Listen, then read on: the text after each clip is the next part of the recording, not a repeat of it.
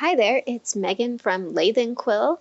I'm going to walk you through how to edit one of my PDFs that you can find at Etsy or latheandquill.com. One of the first things you are going to do is go to Google and search for Adobe Reader.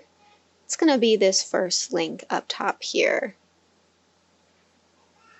When you open the link, you're going to want to unselect those optional offers from McCaffrey and hit Install Now. This download will only take a few moments.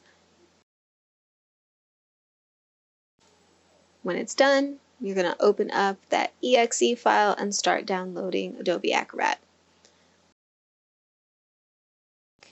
And when you are done with that, you are ready to come back and edit some PDFs. When it's done, hit Finish and open up Adobe Acrobat. One of the first things I'm going to do is open up my Twinkle Little Star Gender Reveal invitation. You're going to scroll down and you can see all this stuff in blue here. You can edit all of it. So change it around, change it to gibberish, or just change the date and the baby's name and your address. When you're ready, go to File, Print, and select the printer if you have more than one.